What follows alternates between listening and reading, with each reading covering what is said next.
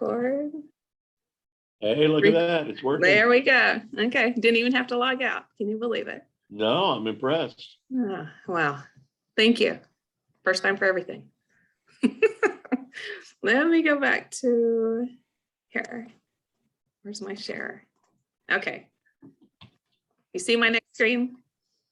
Background? We can see everything. Yeah. Okay. I just want to make sure I'm back in the right spot. So today what I'm going to do is I'm going to give you a little bit of a background, kind of what's expected, little recruitment, and then enrollment. And then after today, you should be able to go and do enrollment for clinics that are interested in SBIRT. So we work with OFIC as us, Department of Mental Health, and now we're with OFMQ. And then what our goal is to implement, best practices for the screenings for SBIRT. SBIRT took me a while to let it roll off my tongue.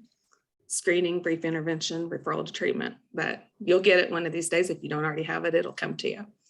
And then research has shown that by doing these screenings, we're able to catch, positive screens earlier, which helps with treatment, making sure they're healthy.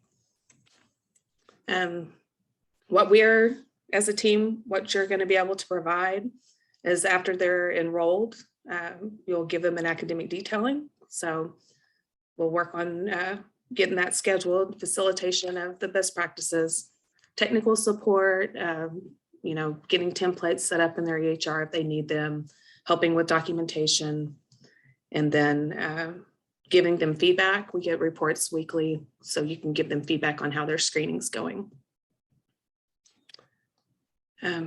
These are just kind of some quick questions that I thought you might want to have in your brain.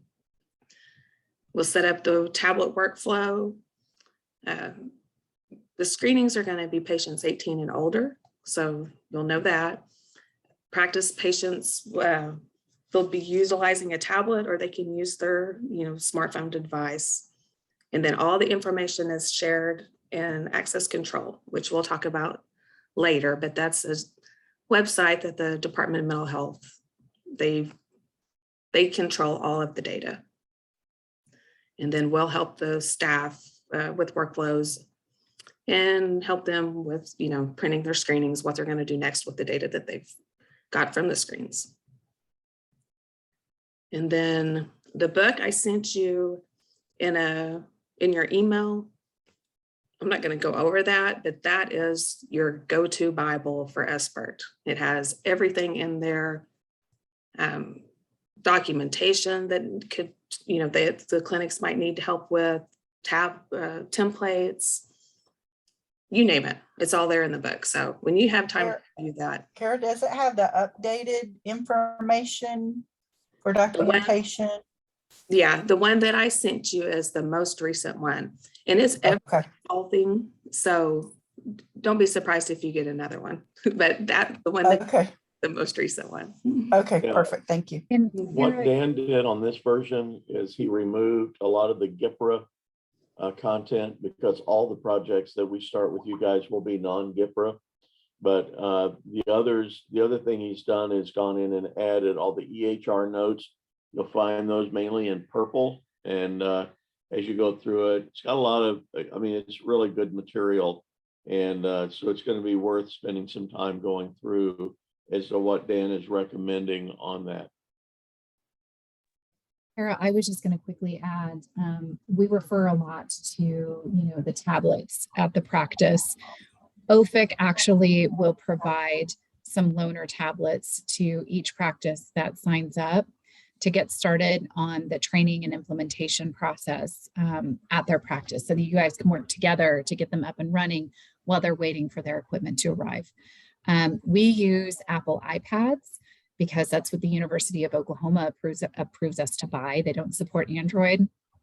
And so if a practice wants to use Android, if they want to use whatever other kind of tablet there is out there, the money that they receive, they can use to purchase whatever tablets they want to implement in their practice to do the screening on. But I just wanted to throw that out there as a key thing, and we'll just have to figure out how to get those to you guys, but that won't be an insurmountable obstacle at all.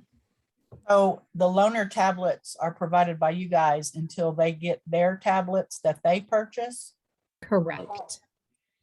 and they're provided funds to purchase tablets. Correct. And Carrie, you probably have that later in there, so sorry for the spoiler. But just wanted to make it clear that the practice starts out right away, well positioned to start screening as soon as they complete their sort of initial enrollment pieces. Yeah, more to come, but thanks for the, okay. Any more questions here?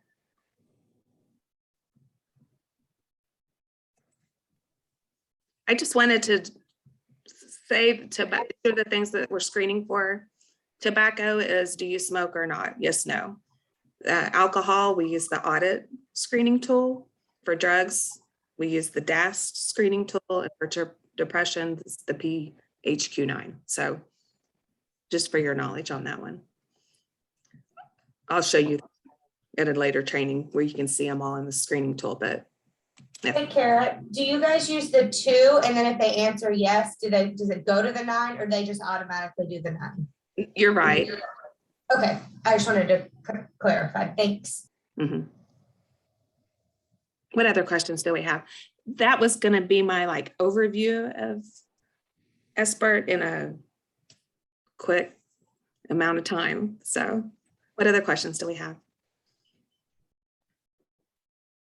We're good.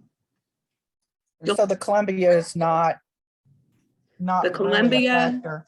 Mhm. no, the Columbia comes in for implementation. If there's positive, then the clinic should know that they need to administer the Columbia. That is in the book. So it's 2, 9, Columbia. Right. Got it. Okay. And then I just want to reiterate again, call me, email me anytime if you have questions. So now we're going to move on to recruitment. And I just wanted to put this quick in here. Eligibility is they can't be retiring in 1 year. Someone in the clinic, you can, consent that's not retiring in 1 year. You're good to go. Have to have an EMR. And then I'm just going to go ahead and say that once a clinic's recruited, if you could email me and Christy and let us know before I move on to the recruitment flyer. So I want to kind of go through this. I know that you already have clinics that you're working in, but maybe there's clinics that you haven't worked in a while and you would like to share with them some information. And this is the recruitment. Yeah, we already started recruiting for this and we have this flyer. And so it's attached on our email that we're sending out. I think we already have 4, if not 5 practices recruited. Okay, so you're familiar with this and we don't need to go through it. Yes. Okay. So just So only when was- one thing, that note that you've got in there about not retiring in a year, we're talking about the clinician here. I mean, some other people may, Yeah. but that's if the lead clinician who is actually agreeing to do this, we want them to be around for a while. And we've run into that before on H2O where someone signed up and then split, and that really left us in a tough spot. So it's the clinician has got to be someone that's going to stick around for a while. Kara, this recruitment flyer looks a little bit different than the one that we have. I don't know if the content's different. I don't remember seeing that compensated $5 for each. So I don't know if there's 2 different flyers or if this is an updated one, but we probably need this flyer as well, just to make sure we don't have an outdated one or. Well, and we need to, so we're going to have to Yeah. clarify even today. Thank you, I Chuck. don't know that this is going to apply to the projects that start up when you guys bring them on. We set aside budget with the Department of Mental Health to compensate them for each screening, positive or negative.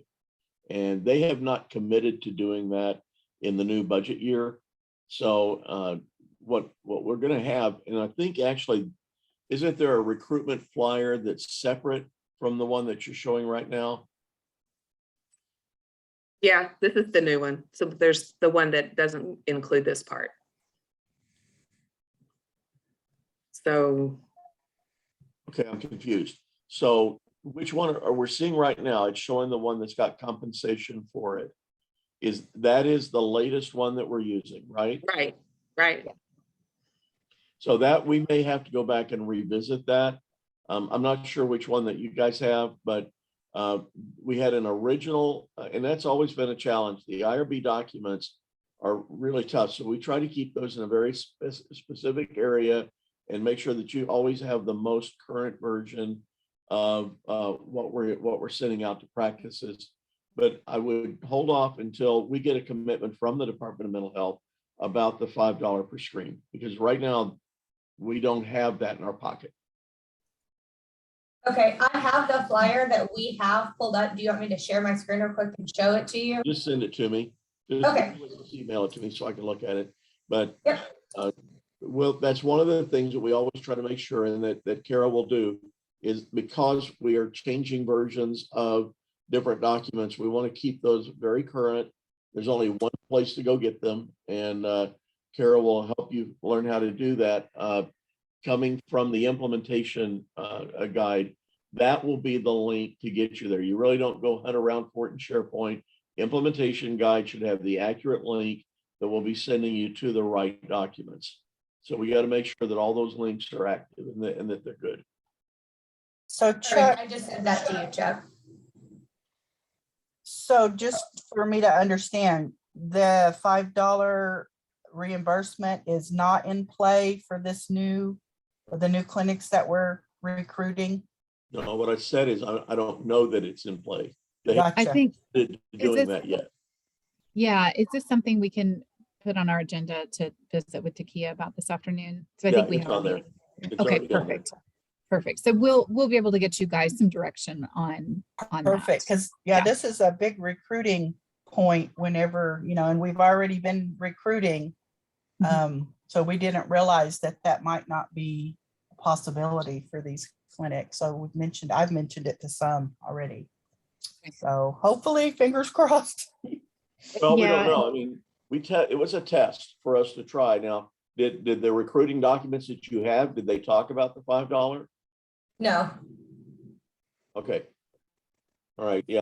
I hope we don't have to walk that back, but we'll just see where we go on that, because that has to be built into the overall budget of what we're doing and where they want us to go with this. But we like doing that, but that's Takia up there at the Department of Health will have to be the one that authorizes that.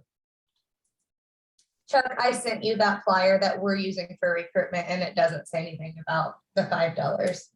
And Yeah. I don't believe in our recruitment email we're mentioning it either. It's just a conversation we've had.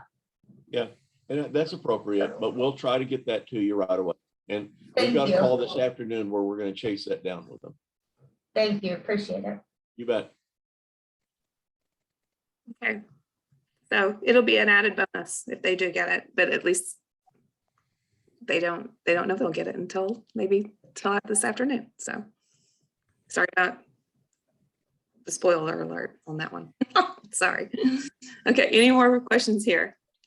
I don't have any questions. I was just to say, if there are any other changes like that, just let us know while you're doing the training. I appreciate it, just like it was brought up here. Yeah. That's perfect. Thank you.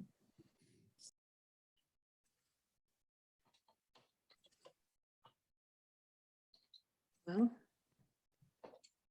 you see during enrollment, just want to make sure I'm on the right one. Yes, ma'am. Okay. So we've recruited, you've emailed us and let us know that they're ready to go. Now we're going to move to enrollment. Enrollment's going to consist of, you're going to consent the practice. After they consented, then they'll do a practice member survey, and then they'll do a practice characteristic survey and what we call the building blocks primary care survey.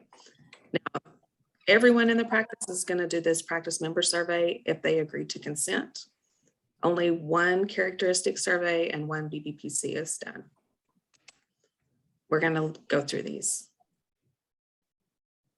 Let's see. Not let me go to the next screen. So once you've recruited, let me see something. I think I got a chat. You did. It was Christy. She just said we have an EPR where you document all the encounters, recruitment, enrollment at each practice. Right. And I'll go over that as well at some point.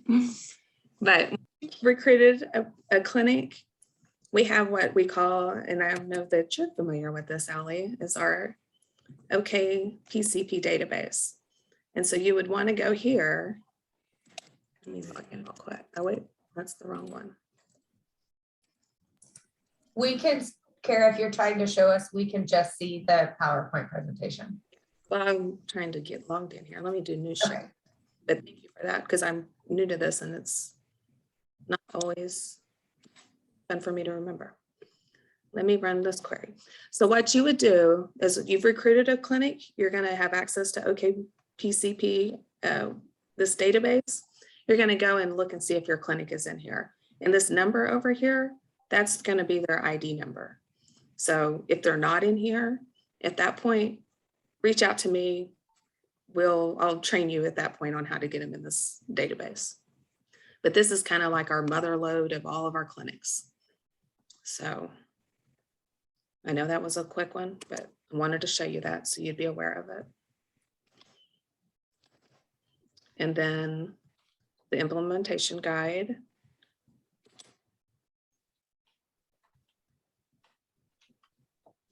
Let's see, get you on here. Okay, so this is the implementation guide.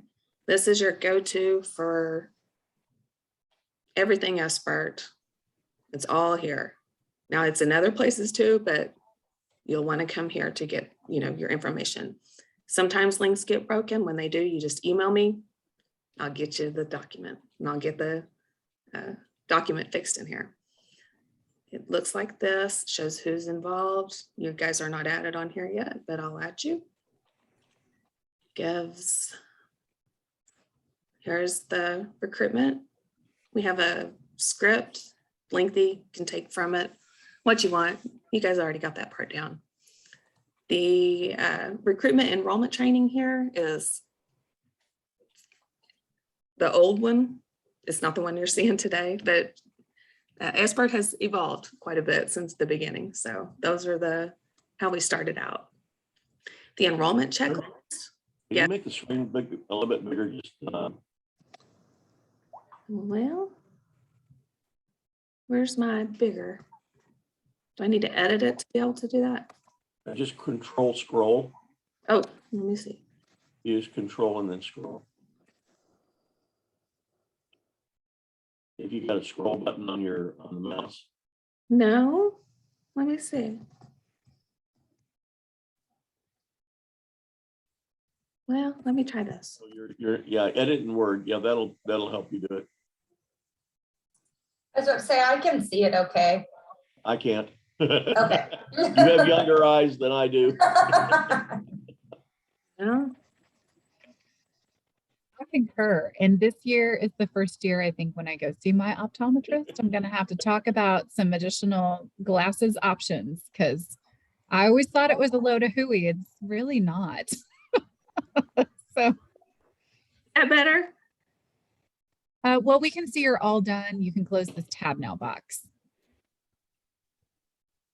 I think we're still seeing your browser screen and not the document. How about now? Got Yes. it.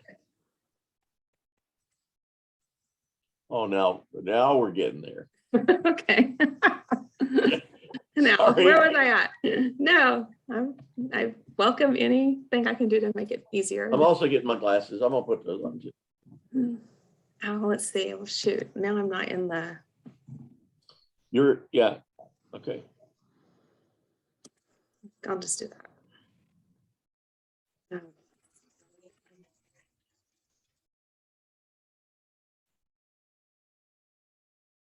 Nope.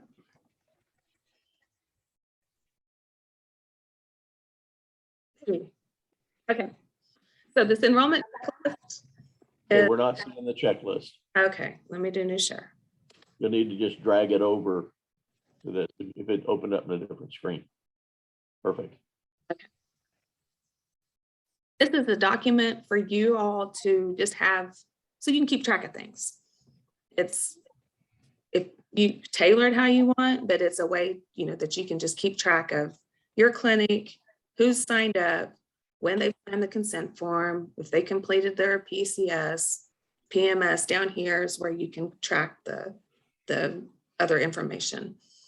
But for those that are consented, we need 70% of those that are consented to have completion before they can get paid. So this is kind of why we keep track of it here, so we can have an idea of, you know, when they're ready to get paid. Okay.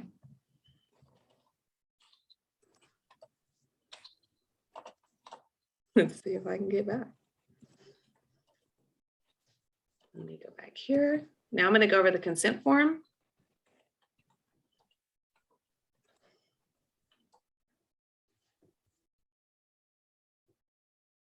As you'll see, recruitment, enrollment.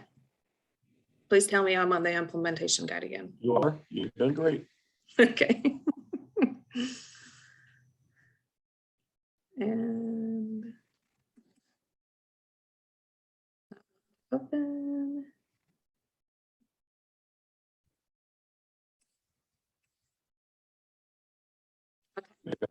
What's up? It's showing. Yeah, I don't know why it took so long. Consent form. Has everyone consented before? I know, Ally, you have. Jimmy, Rachel, have you consented? I know This is Rachel Jimmy. has it. I haven't either. Okay, so the consent form, you'll want to read this, go through it, be familiar with it. I'm just going to scroll down and then I'm going to scroll back up to the top just to kind of see what's involved. That's where they sign. You'll sign where it says the signature of person obtaining consent. So who do we get to sign that? Does it have to be provider, owner? Who do you usually get to sign it? Every single person in the clinic is the goal. So from They're front not- office to nurse. Anyone that's going to be participating in the project. Got it. And the hook on that is that money that we talk about providing them. This is what drives that, is that if we get to a certain level of signatures, then we provide them funding. If we can't get that, then, I mean, this is how we're going to be able to give them feedback as well on how they're performing on the project. And so we have to make sure that we're bought in with, that they're bought in with us on going through it. And you all will read through it and give them the short version probably, but I've done this before too. And you'll run into someone every once in a while that just refuses. I mean, they believe in every conspiracy they've ever seen and they refuse to sign. And that's okay. But if we can get the majority of them, you know, I think 75% of them, then that's really the ultimate goal. And then I'm just Got to have something like this too at OFQ when you go into a practice, right? You guys are going to start doing work with them and dealing with PHI. You don't have the IRB sitting on you, but this is something that we're required to do through the IRB.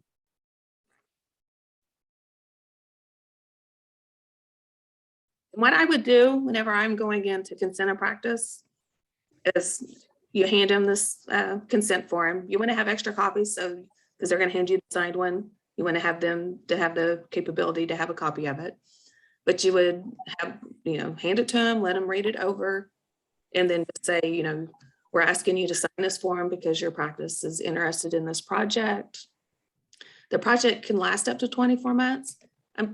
We put a large time frame here because we don't want to have to go back and change it all the time. So we just, that's, you know, just a thing to give us a little gap here.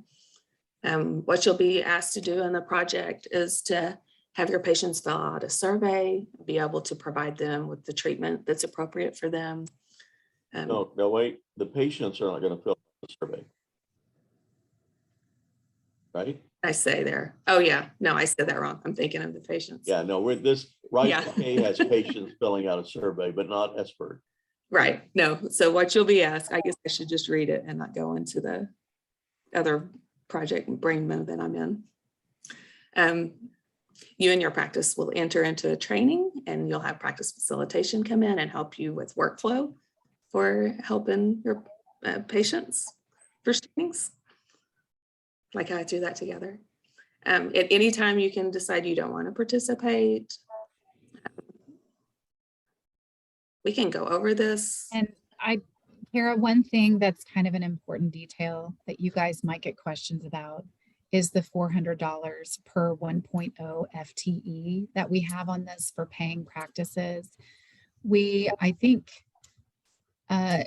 Kara, do we have the maximum annual compensation per practice as $2,500, but I don't think we have a limit written into our consent form for that $400 per 1.0 provider FTE. And believe it or not, this is actually a little bit tricky for some practices to figure out, well, I've got 6 providers, but 2 of them work half-time and 2 of them are full-time. And so it becomes one of those things that we're happy to, help you guys figure out what that means for their practice, if they've got questions for you. And one more thing about the consent form, because Kara, you're doing an awesome job reviewing it. On behalf of Jewel, we have to give great care when we are performing the informed consent process, because even though this is not a high risk research study, it's still a research study. And so we have to report to our institutional review board.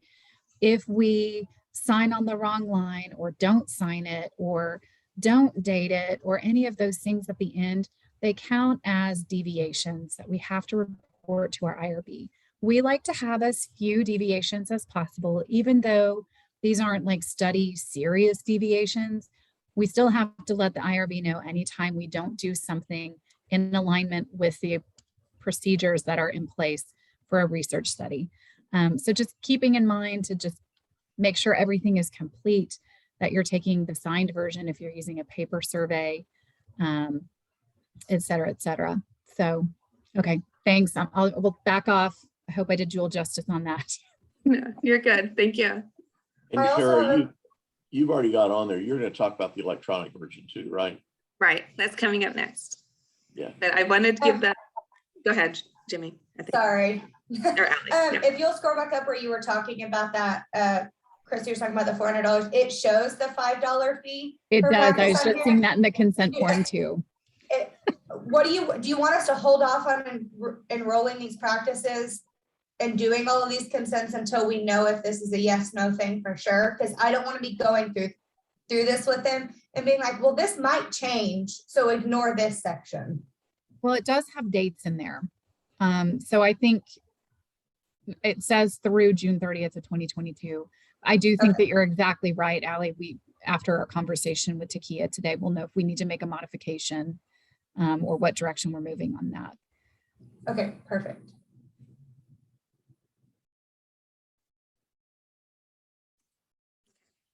And then at the end, I always just let it be open-ended. Does anyone have any questions, concerns? So is there going to be another form for like a data use agreement or a business associate agreement, or is there any other forms that we need to have them sign, or does this include all that? This includes all that. Like the data use agreement and everything? Okay. I'd like to see this and really, get really into it and know what it says and that before I review it with the clinic. Sure. Yeah, that's a good idea that you guys do that. And whenever people ask about it, because people don't like to sign anything, just let them know this is the IRB is there to protect them, to make sure that there are a lot of studies people do that don't go down this path. This is to protect them as people in the practice and the practice itself. And that's why we go through this effort, is to really make sure, because we have a watchdog sitting on top of us, making sure that we're following through on this and auditing us from time to time to make sure that we've done it the right way. So that hopefully that helps them feel more comfortable with what they're looking at.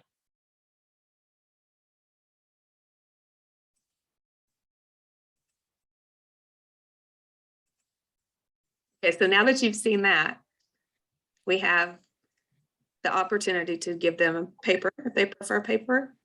What we would really prefer is if they would do this through an email. And so let me log in here. So while you're doing that, can we back up a little bit to the flyer? There are really 2 flyers. One of them has got the compensation for universal screening. and the other one does not. So those are two separate documents that were built for two different purposes. The flyer that you guys sent over to me, that is the flyer that should be going out to practices. If we're going to offer the compensation, then there is that compensation for universal SBIRT screening that we'll provide to you as well. Okay, so it's really two different documents. One to support the payment for the screenings, the other one just to give them an overview of the program. Does that help? Yes. Okay, because I'm digging around in the actual IRB files right now to make sure I'm telling you the right thing. Thanks, Chuck. Do you see my red cap? Yes, we can. Yes. Okay, so yours won't look like this, but you'll have all of this information here. And for an e-consent, electronic consent for SBIRT, you'll click on that. You'll want to add a new record. And then you'll enter in their member information. So it'll be the practice name, the member ID, which is what you find in the OKPCP database, their email address. You can click on here. You'll find your name. Let's see if we're all on here. Yes. And then complete. Okay. When you save and exit this form. I have a question real quick. We'll find the member ID in the OKPCP database. We'll just find the practice ID there. Right. So good point. And I wrote that down to mention. Back at that checklist where you can keep track of everything, you assign the member ID as their practice ID dash.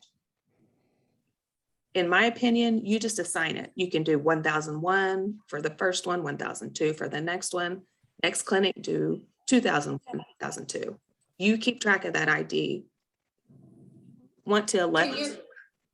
I know how to do that, Kara. Can you show Jimmy and Rachel where you would document that? Because I think it could be, well, no, on that Excel spreadsheet that you had earlier. Okay. Where you keep, just because I want them to see, because I did it for H2O, so I know how to do it, but they're going to need explanation on how to do it. Yeah, no, I can do that. Let me, once you hit save and exit form here, I'm going to get back to it. Then they'll get an e-consent sent to them. Carol, you're on here? Did she leave us? No, I'm here. Okay, I forgot. What time frame is that e-consent sent? Is it like within the hour or 24 hours? I have changed that to immediately because Okay, everybody wanted it to go out immediately. Yes. thank you. So once you hit that email in there and hit complete, then they're going to get the email with the e-consent that you just saw, the consent survey sent to them. And so later that day, you could follow up with them and ask them, if they got it or not. And that's it for the e-consent. You don't have the paper trail. It's all entered. You're good to go. Okay. Now let me go back to here.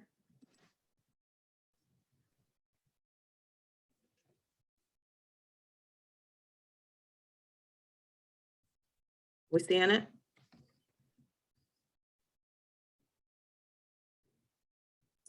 We just see the implementation guide.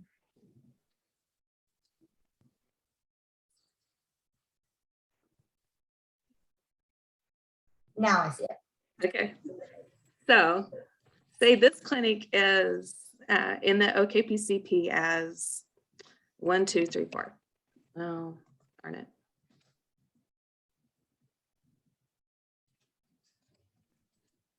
Then you'll just start off, there's like maybe like that. And then you'll have the name, the practice title, nurse, doctor.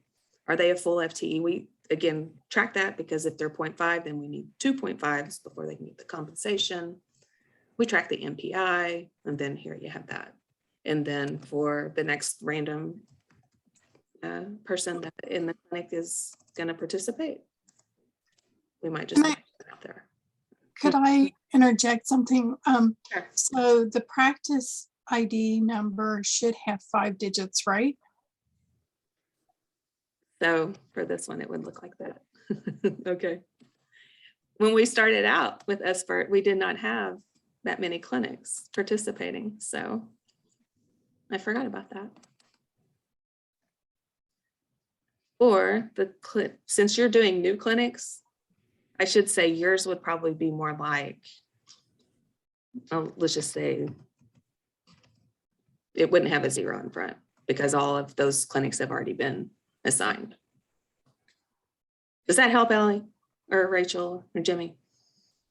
Is that what you were wanting? Yeah, Jimmy, do you? Yeah, I got it the first time. Yeah, Okay, that's good.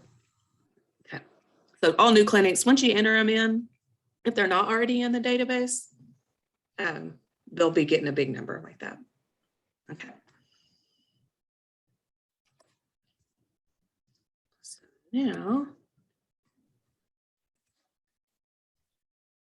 so we've went through e-consent. I'm gonna go through and I'm not gonna go word for any of this, but I just wanna let you guys see the PMS, the PCS, and the PC, just so you kind of have an idea of what we're asking clinics to fill out. And again, come back to the implementation guide.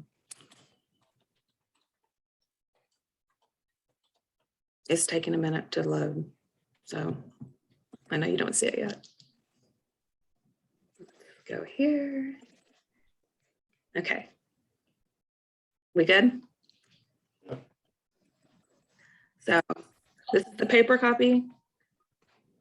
Ask them, questions. I'm just going to scroll through.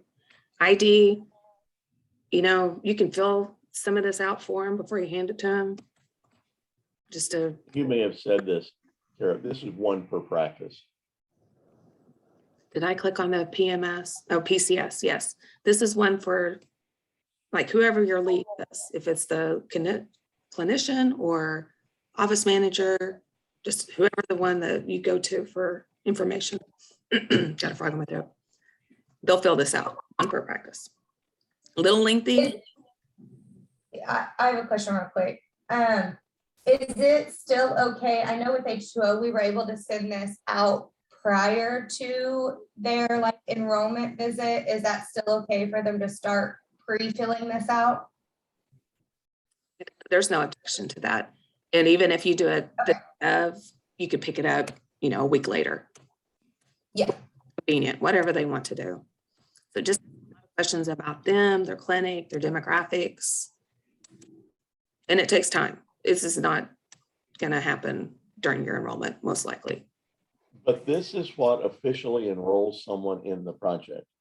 They're not a part of the project until we have one of these back from someone with authority in the project, right?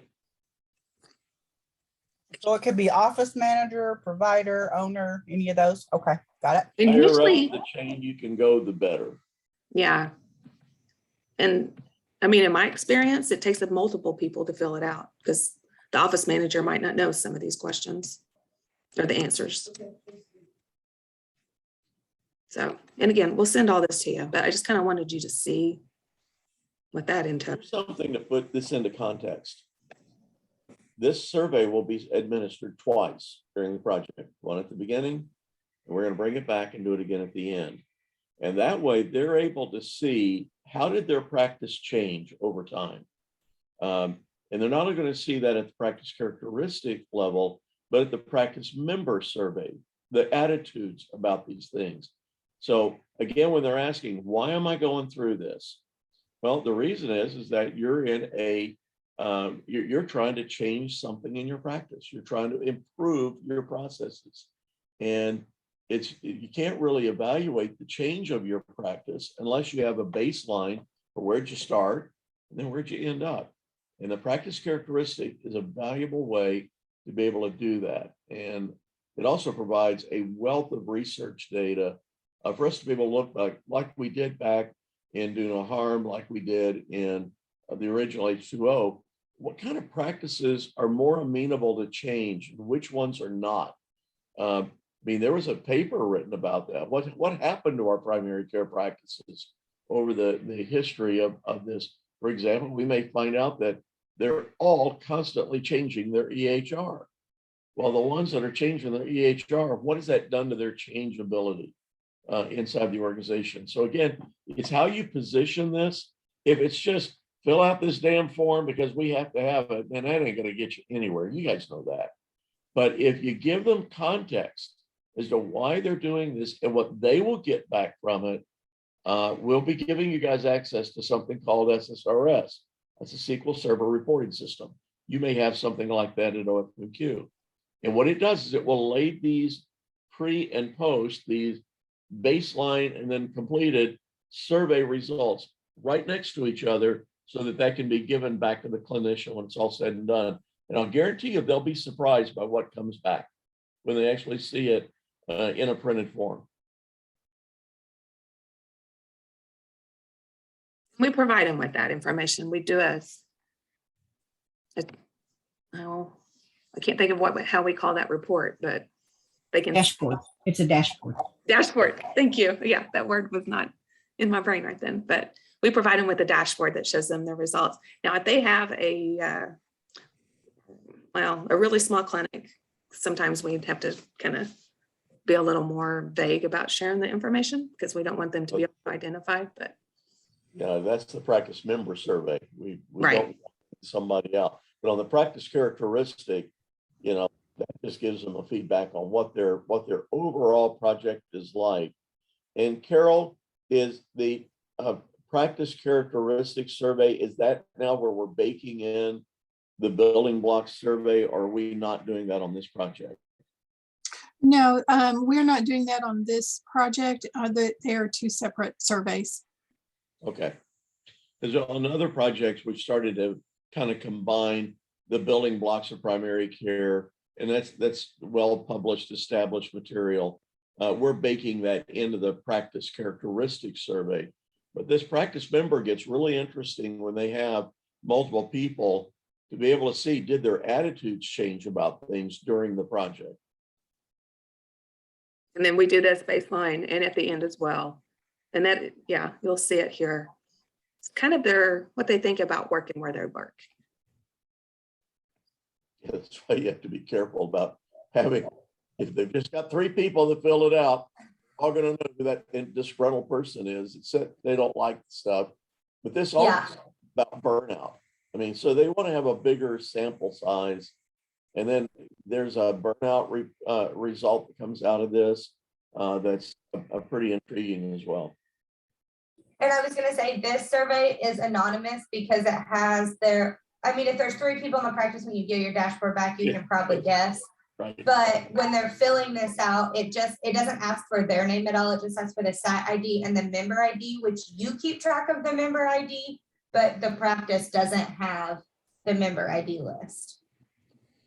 So Karen, on this survey, there's a section that only the clinician fills out, correct? Isn't there a section that only the clinician answers? Yeah, let's see. Right there. It's Yeah. Right there. So I just want to make that distinction because that actually really highlights in the dashboard that we give back to them. And, if there are multiple clinicians, there will be some that are skeptical about the evidence. We've seen that on just about every project we've done. The opioid project, they were skeptical. They didn't buy into the evidence initially. Then you'd come back and see their results after the project was over. It's changed night and day. And that's, not only are we changing processes, sometimes we're changing mindsets. And that's nice to be able to report that out. And that's one of the reports that you guys will have access to that then you'll be able to take back into the clinic whenever you think it's the right time. So let me just kind of get this in my mind. It's clear. There's a practice member survey and a practice characteristic survey. Right. Is it both the same questions? No. Nope, they're 2 different surveys. Okay. But on the practice member survey, characteristic is all about their demographics, their patient mix, everything about what EHR are they using. gotcha. The practice. And then we can see practice change in the environment later. The practice member survey is about what they think about their practice. What do they think about their colleagues? What do they think about the trustworthiness of the environment? And then at the end of this is the practice, is the practice owner, the practice clinician. What do they think about the evidence base before we actually get into it? I know what Dan liked to do when he was the academic detailer, is he liked us to have this initial survey done before he would have the academic detailing meeting, because then he would read all this and just kind of get a sense for where that practice is. He'd want to see the practice characteristics survey printed out so he could go through it. And then he'd like to see the survey of all the different members. Then they'd go in and do the academic detailing meeting, and they don't go in cold. So they kind of anticipate the kind of questions they're going to have.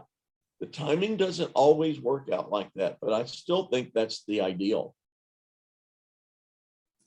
I was going to say too, Jimmy, the characteristics survey is just filled out by one person.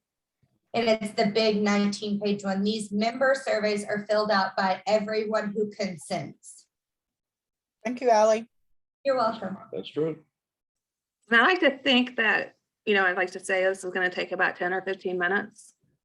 So you'll either be able to get a time where everyone comes together, maybe one of their group calls or meetings, or you're going to be in the clinic for a couple hours trying to catch people. But the goal is to I found donuts get this done. Yeah. Breakfast. And I'm not joking. I would Yeah. bring donuts in and they would all come in and kind of line up, and they'd go through the consent, and then they'd go through this practice member survey, and they'd walk away with a donut, and they had a good experience. I'm not saying that's what you have to do, but this is where your relationship with these practices you're bringing in is really going to be valuable.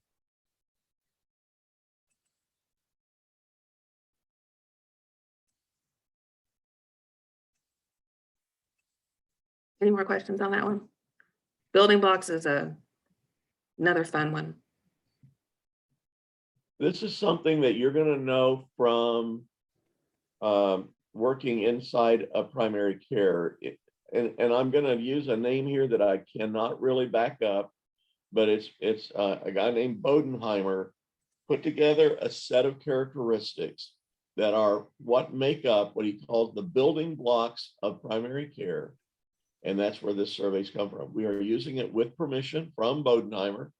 And we have built this in now to go back through and now be able to see where they are in the process of becoming a mature, effective primary care practice. And if we need to go more, either Steve or Dan can do that for us. And this is not something they'll complete when you're there. This is something that, again, you can give it to them prior and then maybe pick it up a little bit later, but it takes a minute to fill this one out. Kara, at one time, we had the facilitators filling this out. Is that no longer the case? Now, if you're familiar with the practice well enough to be able to answer some of these questions, by all means. But in my experience filling this out, I was never able to answer every single question. There'd be something that I would not know.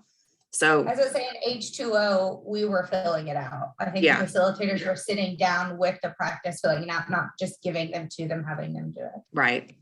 I mean, whatever's best for you in your clinic.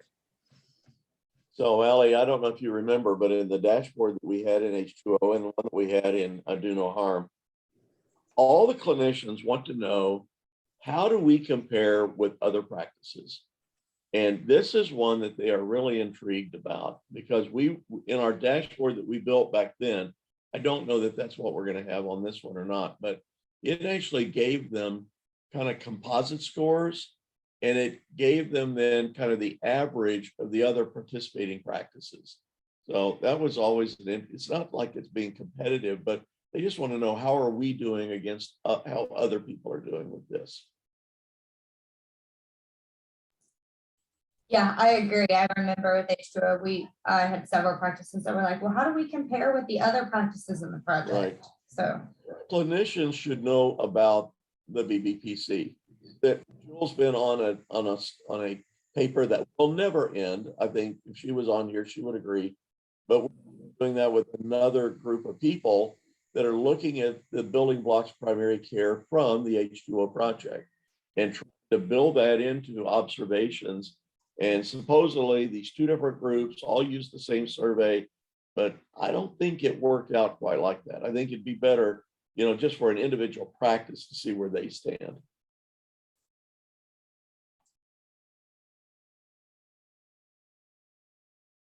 This entails enrollment. There's a lot going on here. It feels like, but really you're consenting them. You're handing them each individual a survey, and then 2 surveys go one time per each clinic. So I have a quick question. Yeah. So the consents can be done paper or electronic. However, the member surveys have to be done on paper. Is that correct? Carol, are they set up for e-consent or e? Yes, all of these are set up Yeah. to do through RedCap. And that's really, I think the way we prefer them done.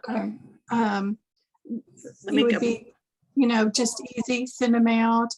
The consent though, if you electronically send that out, they do need to make sure that they have gone through each section of that consent with the participant. Okay. And it's the same type of setup. So you'll have the building blocks, PCS, and the PMS. You'll go in, let me see, that's for closeout. I'll just do this one, for example. It'll be the same.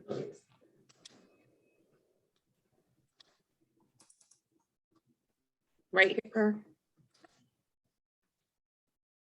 You'll have the practice name, ID, email address, hit complete, save, and then they'll get that form in their email address. Okay, so once they consent, you go into here, fill this out, and then it will email them the member survey, correct? Right. And it's the same exact thing, except for the title would be for the PMS, PCS, and BBPC, but it would all look the same here. Okay. PCS and the BBPC, probably just gonna have the, your office manager, whoever your contact is there. But for the PMS, it'll be every single person in the practice you'll fill one of these out for. Okay. Thanks for bringing that up. Forgot that. See, but No, SBIRT's been around for a long time, and it's evolved. And so I'm glad you asked me these questions because and everything electronic is new for me because H2O, everything was paper. So I'm used to the paper process. So it's hard for me to wrap my head around the electronic process. Yeah. And some clinics love it. Some clinics are still wanting to, it's usually the clinics that have the older providers. They're stuck in their own ways and they don't want to, you guys know this, but. So do we have access? So I just logged into my RedCap. I don't have access to this SBIRT stuff yet. Okay. That's correct. We're That making will be done sure. by Carol. Yeah. Carol's Okay. working on it.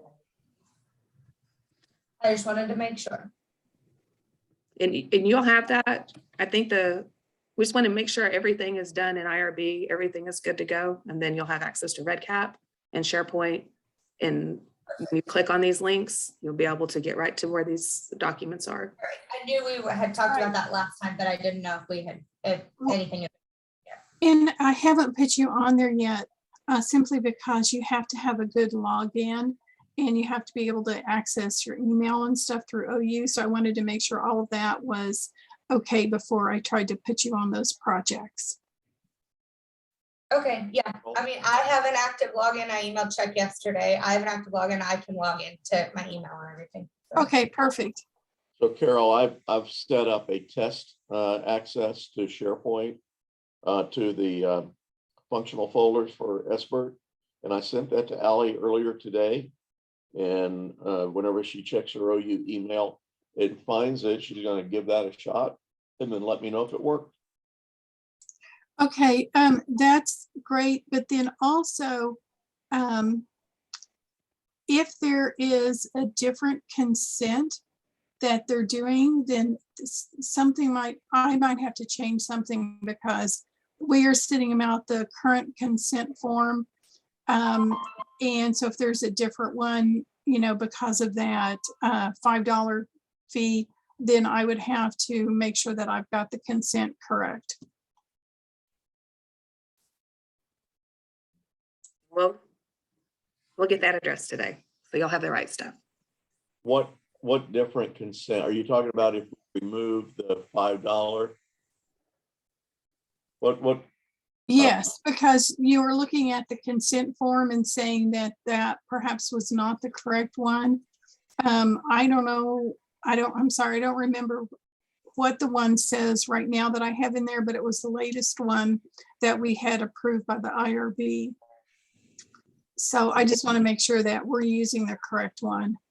So I was actually talking about the flyer. We have 2 flyers and they're to both be used. Now, I want to go back and look at the consent form. I'm looking at that now on my screen. And I was not aware that we put into the consent form the $5. It's in there. No, there sure is. There's a paragraph in here that participating will be compensated $5 for each unique screening. And that was through June 30th. So that's what we're having to find out, Carol, is that going to continue on or not? But I would say right now, we've got to, I mean, that's why we have to kind of hold on them doing any actual enrollment until we get this resolved. But I think we'll get it resolved this afternoon. That is certainly my hope. Yeah. Okay, and then it won't take me long to add them, once everything gets worked out. So right now it's in there, correct? And then at what you're saying, it won't take you very long to add the OFMQ team. Correct. And we're waiting on basically Lee Cassie to get them fully set up as an affiliate so that all 3 of them can be accessing SharePoint and then be able to come over to your side on RedCap. Okay. Is everyone completely confused? Yeah. Well, whenever it'll happen and you'll know. So that's just us talking internally, trying to get these things figured out. But Well, everybody's struggle because enrollment's a little bit different on every project. right. But the overall process is pretty straightforward. The surveys that we do, the consent that we go through, the enrollment checklist has been used going all the way back to H2O days.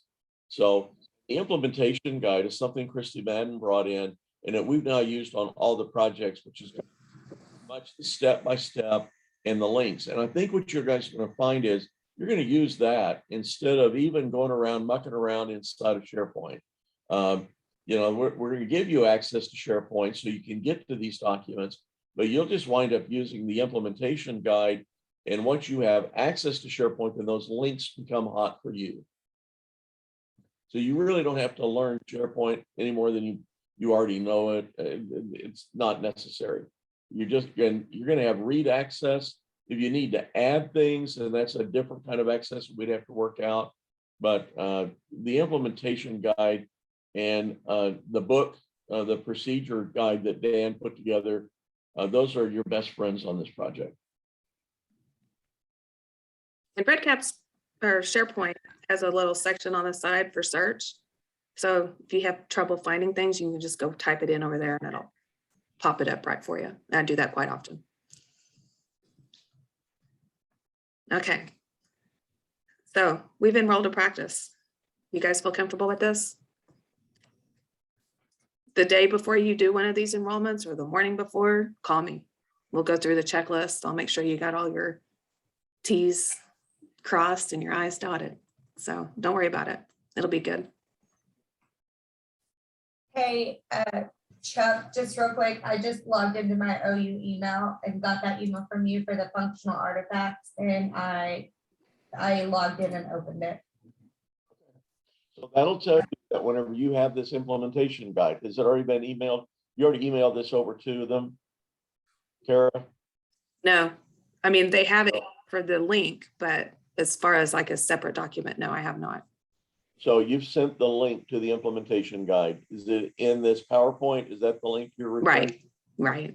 Yeah, so Allie, try clicking on this link. It should now be hot. And if it should take you directly to the implementation guide in the SBIRT repository. And then as you look through it, you'll see these other links that are in the implementation guide. And what I'd recommend is you download the implementation guide to your computer. That way it's just there. That's what I do, is I go open up the implementation guide, go hunt for things. And I generally even convert the implementation guide over to a PDF because I find it links faster. And I will mention, like showing the slideshow, like you'll have to highlight it and then open link. Yeah, I just opened it from Okay. the, well, I just. Ellie, opened will it. you send it to me, please? Because I don't have access. I'd like to be reviewing this to kind of get a head start. And that's fine. There's nothing secret or private in the implementation guide. I don't, I'll just give you that access. Carol, when did you send us the implementation guide? No, I did not, but it's in this PowerPoint. It's in the PowerPoint that I sent you yesterday. Oh, got it. Okay, Oh my God. but yeah, I didn't send it as an attachment. Yeah. Wait, now that makes sense. I'm opening the PowerPoint right now. See if I can get in there. Implementation guide.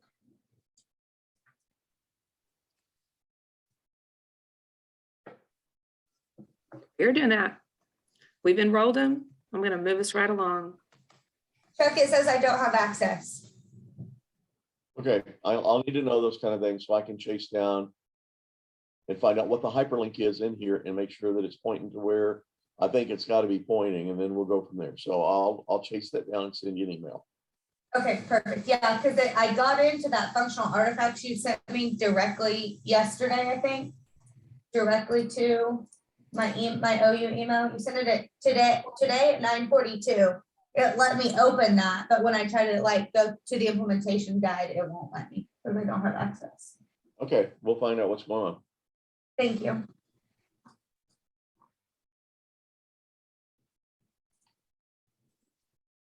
So that's going to take care of that. We're getting ready to, let's see, 11:06. Got a few more minutes here. Once you've enrolled a clinic, then we set up a meeting and we call it academic detailing. And this is where a provider will come in, Dr. Crawford, and give them a good overview of the project, what their expectations are, and then just to give them a provider to provider perspective of, the project. These links here are for the AD guides, and then we also have a practice assessment. This sometimes happens during the AD visit, but you know how we're always crunched for time. So usually your first facilitation visit is to go over this practice assessment. And it is like priorities and goals for what kind of interventions they want to work on. So first I'm not gonna go through these AD guides and depression guide and practice assessment in a great detail, but I want you to see it so you'll know what it looks like. And then you'll have it and you can go through it and let's see. Ask me if you have any questions. So the academic detailer, you see it? Yes. Okay, we'll go through this very, and it's, what is SBIRT? What each of the SBIRT acronyms mean, why it's in Oklahoma, why it's SBIRT okay, the evidence that supports it, money that's saved by treating patients that have, addiction problems or depression, what we're hoping to do, how we're going to help them get there, kind of a visual of what it would look like in their clinics. All these won't have a problem. These will have a sort of a problem. This one needs referral. Give them a summary, what's expected to happen next, which is what we'll have training on next. And then who else come together to put this together for us. So let me put a little context around this guide. I don't know if I've ever heard the name, but Alosa Health is who builds these for us.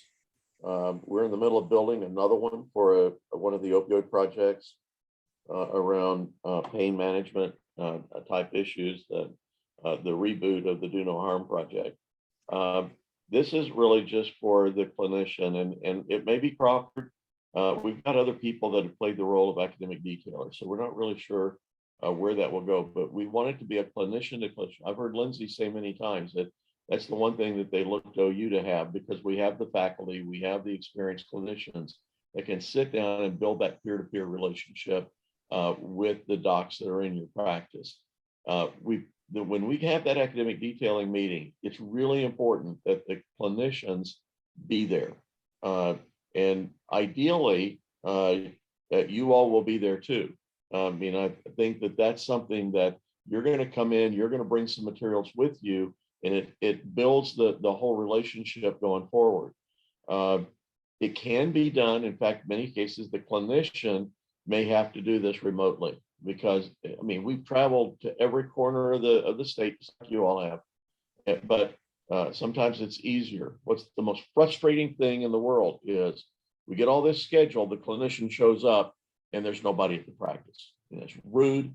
It's just not, that's not good behavior. However, it happens and we just roll with the punches, but you all can help minimize that happening by having the relationship with the clinician. The next thing is we want as much of the staff can be there as possible. We don't just want the clinician. We need the whole team to understand what this program is. And these 4 pages do a really nice job of outlining it. We're going to give you a lot more information that the Department of Mental Health is providing. That's in another training. But the Department of Mental Health is a full training program that we've gone through and modified just a little bit. But by the way, that's what the OK piece is. SBIRT is out there all over the country. But what makes this SBIRT OK is that we've built a lot of modifications into it. We've revised a lot of the things that are here to make this Oklahoma specific. And one of the big things that you all will see is how we put this and how we've worked with the Department of Mental Health to put it into an online survey tool. And it's slick. And they've just got a brand new one that you guys are going to be working with that's even better. So that's just to kind of give you the academic detailing guide. You're welcome to, in fact, we would like for the practice to have copies of these things. Some of the ones like with opioid practices sometimes have left these in their waiting rooms or in the exam room for the patient to look at. That lets them know that we're doing these kind of things. But you will have this one. There is another guide on here. I wouldn't get too caught up in it right now. It's a depression guide. We don't use it very often, but if we find that there's issues about depression in the practice, then we do have a depression guide that they can go over. This one we cannot make copies of. Just to make you guys aware, this is actually one that the copyright was retained by ALOSA because they had already done this as a contract with another entity. We gave them feedback. They modified it based on what we want, and we have physical printed copies of these. I don't care if that's still how we get them, slick copies through Christie, but we've had all of these things done in a very nice format, or you can just give them the PDF, with the exception of the depression guide. That's the only one we can't do that on. I was about to say, do we have, you did say, Chuck, I'm sorry if I missed this, that we have the nice printed versions of the actual AD guide that we can take to the practice? I think, Kara, that's whenever you get a practice enrolled and you're setting up for the academic detailing visit, then I think that's somewhere in through there that gets brought into play. Okay, perfect. Yeah, Thank you. You request that from Christy, and she'll make sure whether she mails them to you or you're in the area and you can just pop in and pick one up or pick them up. Thank you. Okay. And then just scroll through.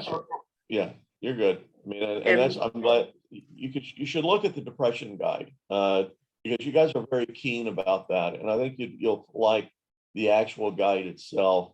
I saw some problems on that PDF, but I'm going to go back and find out what the story is on that a little bit.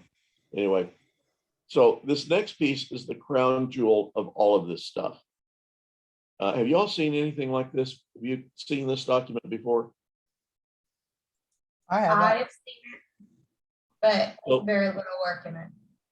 So we don't have time to really go through this today, but I asked Kara to add this. This is the brainchild of Dan Duffy. And this is where he and I aligned around a concept of the difference between goals, objectives, and then strategies. And every project that we do falls into 4 goals: quality of care, financial security, joy in practice, and the last one is healthy community.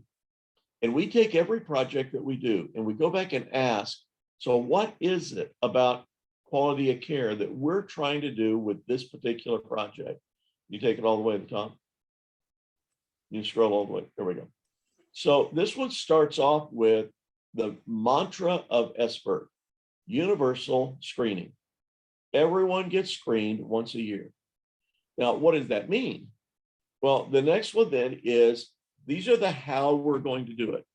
So where we've got an objective of universal screening, that opens the door then to help the practice build a measurement of how many, and you guys have been playing in this world now, you're seeing where some of these numbers are coming from, is that universal screening is a success criteria that the Department of Mental Health wants to know, but it's really what the practice ought to want to know. And what this then gets into is using the automated screening tool. That's a tactic. That's how we're going to put this in place. We're going to have standardized feedback coming back out of this one. There's going to be patient and practice education. The reason I wanted you all to see this is what you're selling to the practice. This is the stuff we're going to help you with. This is where the facilitators are going to know what each one of these strategies are and how we can bring it to them. Now, here's the reality. They cannot do all of this at one time. The evidence supports everything that's on this page. They can't do all this at one time. So that's what those last 2 columns are. We ask them to assess their practice. And on this project, they should be able to assess it on everything that's on here. So how are you doing? We're not doing anything at all, or we're doing this every day, every project, every patient that comes in, and we ask them to assess it. If you have 5 people at the academic detailing meeting, it's kind of cool to have all 5 of them fill this out. And just let them do that first column. And then here's where your facilitation skills come in. All right, well, let's kind of compare notes. How did y'all evaluate yourself here? And then you're going to get some interesting results out of this. This is where the conversation gets serious. Once they've gone through that, then the question is, so what do you want to work on first? Now, we've set up different projects different ways, and I get confused about how we've done SBIRT. But Carol will have to explain whether we don't rank all of these 1 through N. But we typically ask people, what do you want us to work on first? And what this does, it lets us customize our intervention with every organization, every project based on what they need, with every practice based on what their perceived need is. Some things are non-negotiable. Universal screening is non-negotiable. That's got to be done on every project.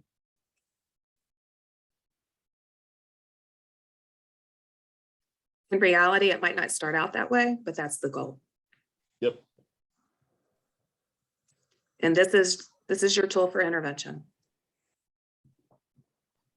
Okay.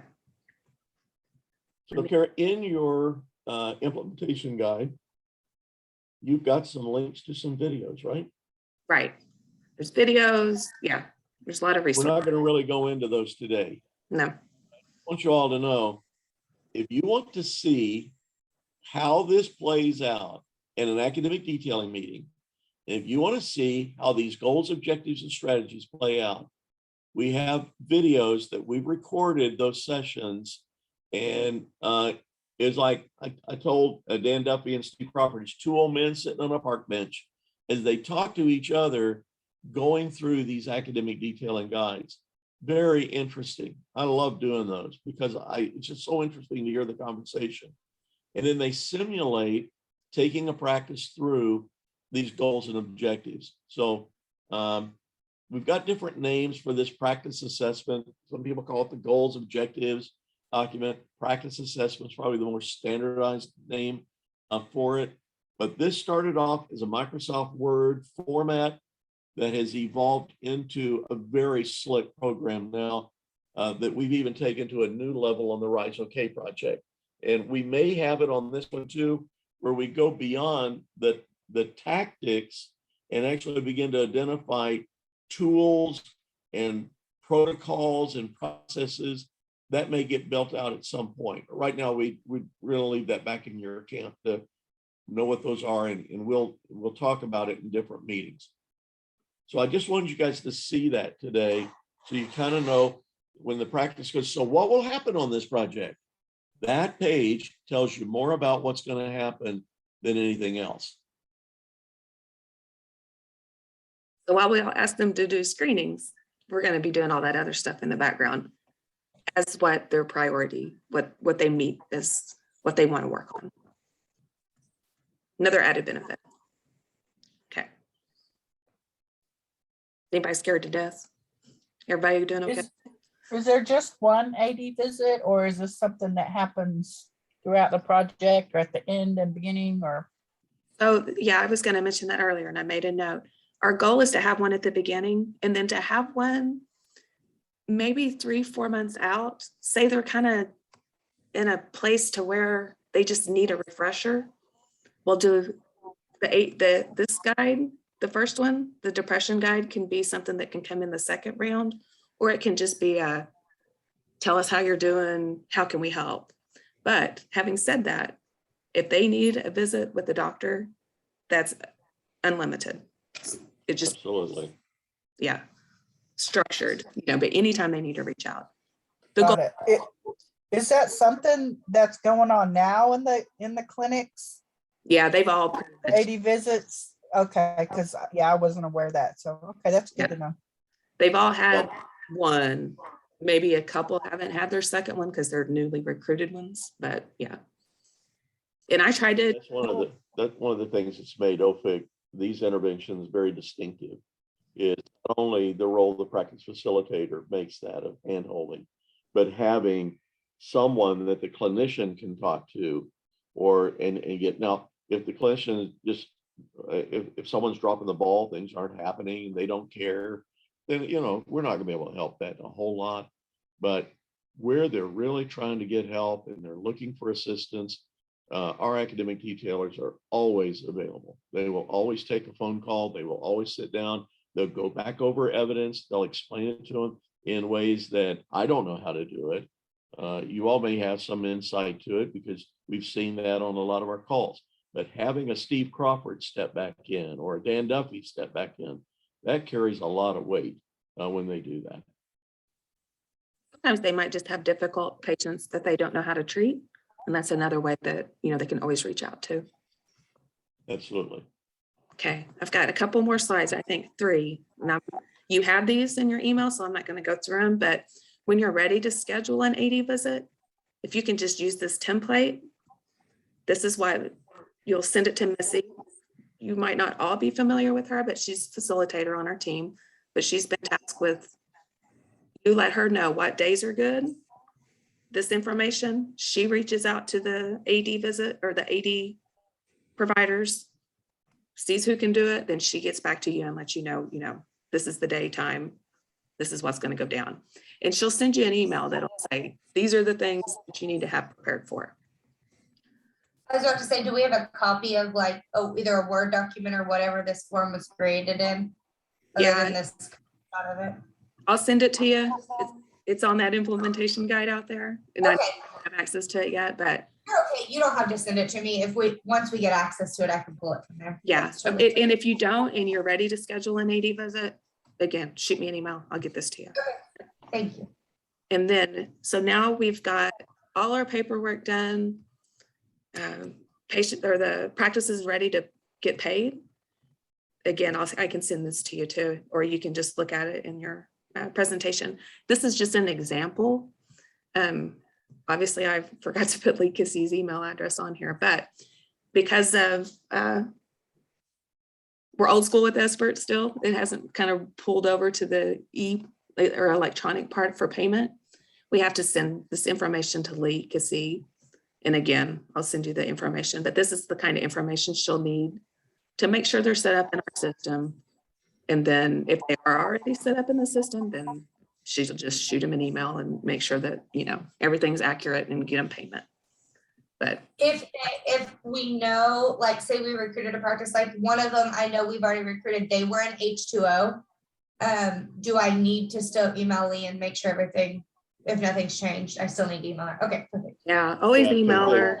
The systems have changed at least twice since then. So Okay, definitely. Yeah. do that. And it's just better safe than sorry, because I think it's a 24-month type of contract. If they haven't been paid in that amount of time, then it has to be redone. So it's always just better to give her more work than it's to be covered. And then again, when you get to this point, email me. I'll refresh you. And then what's next? We need to set up trainings. One of the trainings is going to cover getting the tablet set up, how you get access control, what it looks like, so you kind of are familiar with that. And then I want to go over the EPR, where we document all of our information. And then the next training is going to be, I'm not going to read every 80 slides that goes over on this training, but it's something that we want to provide to our clinics, that the Department of Mental Health has provided to us, that goes over SBIRT like encyclopedia.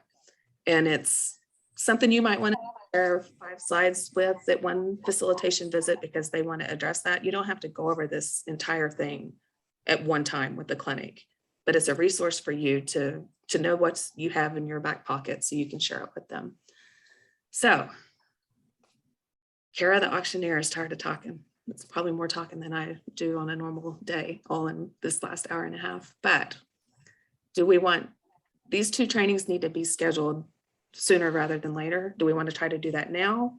Or do you want to email me times that you're available? Say someone start it, and then like we did the last time, someone else asked. just pulling out my email and talking through it real quick if we want to do that. Okay. Or looking at my calendar. Is that okay with you, Jimmy and Yeah, Rachel? this time is good for me. I don't know about the rest, but It's not good for us, guys. We had to cancel an OPIC leadership to make this work. So let's try to get off of this time window. I know Fridays are out for you guys. Thursday mornings are a good time, but let's try not to be doing the Tuesday mornings, because that's when we do our executive call and our leadership call. I can do, Thursday mornings work for me, not this Thursday. Actually, we'll be traveling to a clinic, but other than, I could take it possibly. I don't really want to take it from the road, but if I needed to, I could. I'm the same way. Thursday mornings normally work best for me. This Thursday is scheduled out. yeah, I can do Thursday mornings too. Does that work for you guys? So are you referring to the 31st then? Yes. So something you guys might want to pass along to Lindsay, and I think she just assumed this. We've gotten all this approved by the Department of Mental Health. We kind of had to run it up their chain, although we felt like this was a slam dunk. Let's just go get it done. But what we're concerned about is that as soon as you guys are ready, we want to get that enrollment process going, because if you've got 4 or 5 candidates ready to go, we want to get on this, and we can go all the way through the academic detailing a visit and have all of that done pretty much as quickly as you all are ready and as quickly as we've got the credentials and everything else. So we will handhold you all the way through this and answer questions. We've got, and Jewel's not in town this week, but she'll be a big part of this too, along with Carol, along with Kara. So all of us are going to be here to help you do this. And we're pretty pumped about making it happen. And the practices that you guys have in mind, they're pretty solid. You think are going to go down this path with us? Yeah, they've already pretty much verbally told us yes. We sent out recruitment emails. They verbally said yes, and we said, okay, great, you're on our list. Just give us a second to let us get trained, so then we can come get everything done with you guys. Okay, So, give me a little feedback on what kind of practices are these? Are they system practices? Are they private? No. You don't have to go any further. Just, I need, because I've got a meeting this afternoon with the Department of Mental Health. I'd like to be able to tell them this is kind of where we're headed. I think they're They're all private. private. Yeah, they're private for now, but we are recruiting some system, but the ones that have verbally agreed, it's like small clinics, 1 or 2, maybe 4 or 5 practice docs. Okay, that's perfect. When we get into the systems, it gets a little more challenging. We've got a strategy that we use when we're recruiting systems because they're hard. Systems just they're slow to get with us. The other one that we want to do is FQHCs. So one of the things that we'll have to do, you guys would know that this there, we want to make sure that we're not stepping on toes. So if you guys start coming up with a practice that you want to go with, the original design was that these are going to be practices that you guys have a relationship with that we don't. You'll be recruiting those, or they're in a geographic area that we're not. It gets a little trickier when it's a system, is we may have someone that's in that system somewhere else. So we just need to be careful that we're communicating. We are also opening up the door more widely to FQHCs. So I've got a conversation later this week with the OKPCA. They work with a lot of FQHCs to see if they're interested in getting involved in SBIRT. So again, if you guys already have an FQHC, you're working with them, then I don't want to step on those toes. I want to let you guys build on the relationship that you have. So we'll need I to. was going to say, sorry, Chuck, I didn't mean to interrupt you. That's all right. I was just going to say, I do have an FQHC that I work with, and she has emailed me back. She hasn't given me a definite yes, they're interested. She said she just needed to review everything before she fully gave me a decision on a yes or no for SBIRT. So you know what I've sent them a lot of times? I've sent them a copy of the academic detailing guide and say, here's the evidence basis for what we're bringing to you. And then I've also sent them that goals and priorities. These are the interventions that we're going to come and help you with. So we have shared that stuff freely. I mean, it's been, we've given that to competitors. You're not a competitor, you're a partner. But we've given it to Telligent. They're not a partner. They'd like to steal every bit of work that we've got. And but we have put it out there in the public domain to let people see this. So a lot of times when people are honestly looking for more information, those are the 2 things I sent them, the AD guide and the goals and priorities worksheet. That's a good idea, Chuck. That's something that I wanted to kind of know too, because the practice that I'm recruiting is not one that we do have a relationship with, but it's one that they're wanting more information in the interim before we can actually get there and get them to sign. So that's great. That academic detailing, I think we have that AD guide. I think you sent it to us early on. So I think that's maybe what I'm going to do is kind of send that to them just in the interim before we can actually get out there and get things signed. The thing I would tell them on the goals and priorities is you might just hold a little bit on that one until you guys are deeper into it so that you can set the context for it. Because if it just came to them cold or that just got passed around, people might not really know what they're looking at. Because that's the most powerful document we have for them to help them understand here are the improvement options you can go after, which ones are important to you. And we'll target those as best we can right up front. And so we're happy to answer those questions at any time. If you get somewhere and you can't get online, but you've got email, let me know, let Kara know, I can fire it right back to you. I live with those things. I was there as we built every piece of them. I know the debates that went into them. And I really understand and appreciate the work that people put into building those documents.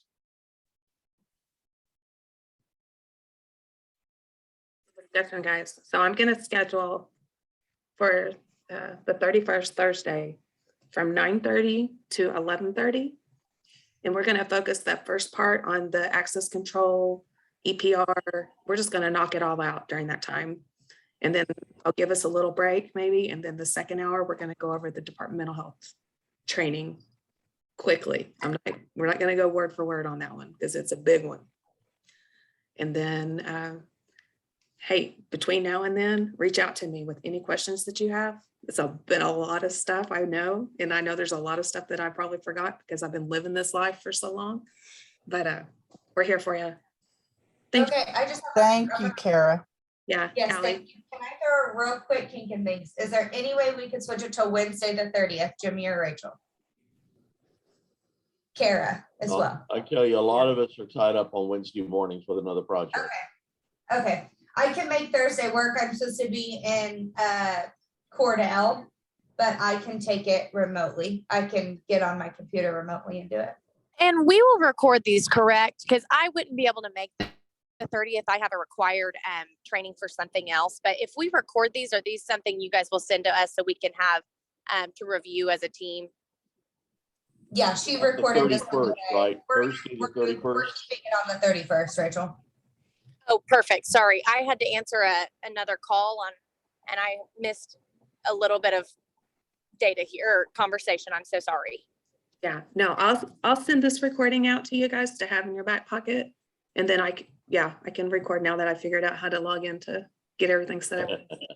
It's always a challenge with Zoom, but we roll with it and we get it done. Okay, guys, you guys take care. Happy to. Yes, thank you, Kara, so much. This has been very helpful. And you too, Chuck. Thank you so much. Thank All you. right. Talk to you all Bye. later. Bye now. Bye-bye.